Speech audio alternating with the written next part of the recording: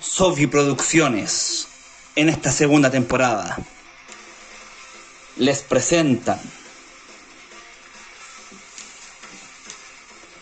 La Guerra de Arauco. Hola niños, espero que estén muy bien. En esta ocasión les traigo en la cápsula de Sofi Producciones La Guerra de Arauco. La Guerra de Arauco, chiquillos, como están viendo acá, es un conflicto que en teoría todavía está inconcluso. ¿Por qué se dice esto?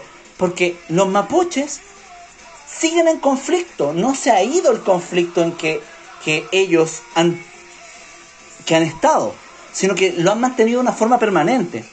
Por lo tanto, para ellos la guerra de Arauco no ha terminado. Pero para los historiadores más tradicionales, la guerra de Arauco sí terminó. ¿Por qué? Porque generalmente nosotros tenemos que ver que la guerra de Arauco, cuando se establecen las relaciones fronterizas, que eso lo vamos a ver mucho más adelante, en el siglo XVII o alrededor de los años 1600, se genera eso. ¿Por qué? Porque ahí se establecen relaciones separadas, pero eso lo vamos a profundizar en otra ocasión. En esta cápsula vamos a hablar esencialmente de cómo, de un tema que es súper importante para poder entender la guerra de Arauco, que es la forma de la estructura social de los mapuches. Y por eso tenemos que poner harta atención al objetivo de aprendizaje. Este objetivo, niños, tiene como elemento esencial el análisis de la guerra de Arauco y su impacto en la generación de la colonia en nuestro país. Harta atención en eso. ¿Por qué? Porque la guerra de Arauco, chiquillos, también transforma las relaciones coloniales. ¿Qué quiere decir eso? Que generalmente nosotros tenemos que poner o observar que la guerra de Arauco genera una relación colonial distinta en relación a las otras colonias españolas en Latinoamérica. Y por eso tenemos que estar pendientes de eso. O por eso tenemos que estar pendientes de todos los elementos que son importantes para la guerra de Arauco. Por lo tanto, chiquillos, atención a lo siguiente.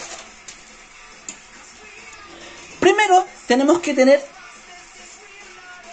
poner o considerar la influencia de la estructura social mapuche al momento de generar un conflicto militar. ¿Por qué tenemos que poner énfasis en eso? ¿Por qué? Porque en relación al primer punto, no poseen un poder centralizado. Los mapuches, a diferencia de los incas y de los aztecas, no tienen un líder que los guíe a todos. ¿Qué quiere decir esto? Que los mapuches no tienen una organización estatal, una organización central. Por lo tanto, niños, tenemos que considerar eso al momento de entrar en un conflicto militar, sobre todo con los españoles. Esto se debe a que los mapuches son un pueblo seminómada. ¿Qué quiere decir esto? Que los mapuches se van trasladando de un lugar a otro, pero se van quedando en ese lugar de acuerdo a los recursos que le ofrece, incluso al estilo de agricultura que tienen ellos, o que siguen teniendo, que es la agricultura por roza, pero no roza con S, sino que roza con Z. Este estilo de agricultura consiste en que se queman ciertos bosques y se le va quitando tierra al bosque.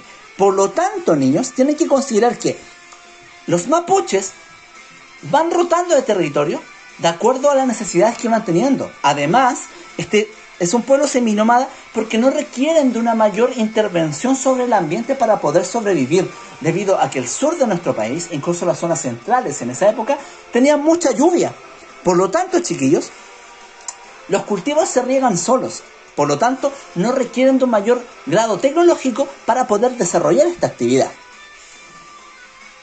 En relación a esto, tenemos que ver que el poder mapuche o la estructura social mapuche tiene las siguientes características. En una primera instancia tenemos al LOF. Generalmente los mapuches tienen que ponerlo, o con mucho énfasis en esto, que los mapuches poseen una estructura de organización familiar. ¿Qué quiere decir eso? Que esa estructura familiar es la que va a determinar la organización de todo este pueblo. Entonces, ¿pueden adivinar qué es el LOF? Si es que ustedes pensaron lo mismo que yo, el LOF es la familia. es la familia.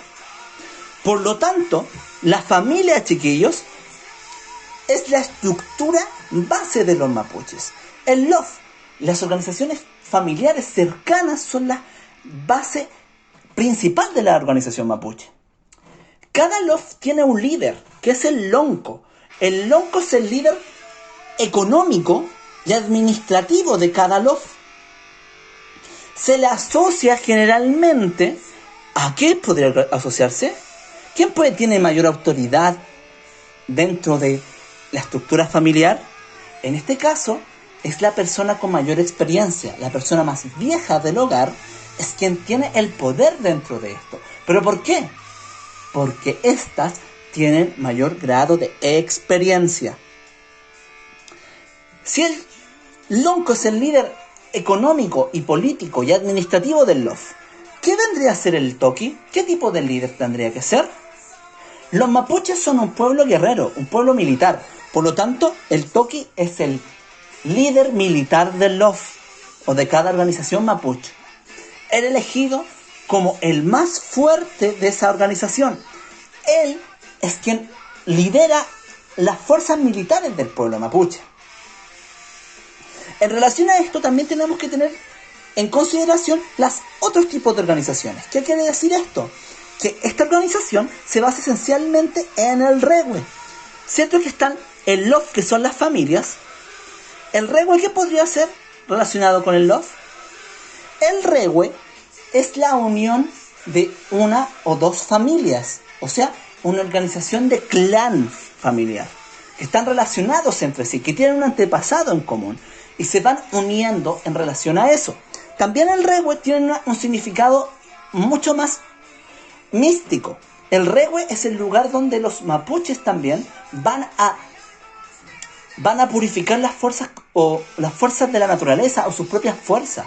Por lo tanto, chiquillos, el regue tiene doble significado. Uno, la organización familiar, y dos, la organización de las fuerzas de la naturaleza. En relación a esto, tenemos que considerar que también los regues se pueden unir. Y esto surge el Akya Regue. El Akya Regue, chiquillos, se basa esencialmente en la organización de 9 regues, o sea, de 9 clanes o organizaciones familiares. Por lo tanto, ellos se unen. ¿Pero quiénes son los que lideran? La organización de toquis y loncos lideran esto. No es que haya un poder centralizado, como se lo dije antes. No. Los mapuches tienen una organización tal de cooperación entre todos los respectivos líderes. Cada uno tiene el mismo poder que el otro. Por lo tanto, chiquillos, toda esta organización no posee un poder centralizado, sino que es un poder organizado en la familia. Pero hay otro elemento que surge, pero surge con la guerra de Arauco y el conflicto de los españoles, que es el Butalmapu. ¿Se pueden imaginar qué es el Butalmapu? El Butalmapu, niños, es la unión de todos los clanes mapuches para poder luchar en contra de los españoles. Butalmapu significa la unión de las tierras, o sea, la unión de todos los LOF y la unión de todos los grupos mapuches. Esto surge para poder enfrentar a los españoles. Ellos necesitan una organización de todos los pueblos para poder enfrentarse al conquistador. En relación a todo lo que se le estaba explicando ahora, vamos a ver lo siguiente. Tienen la siguiente actividad. Tienen que responder la siguiente pregunta. En relación al video, reflexione lo siguiente. ¿Por qué los españoles no pudieron conquistar a los mapuches? Investiguen. ¿Cómo los mapuches se relacionan entre ellos? ¿Cuál es la importancia de la tierra en esta cultura?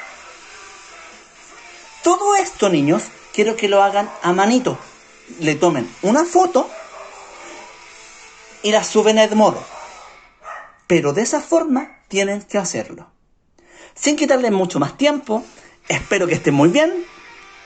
Y como le dice la Sofi, cuídense mucho. Hasta luego.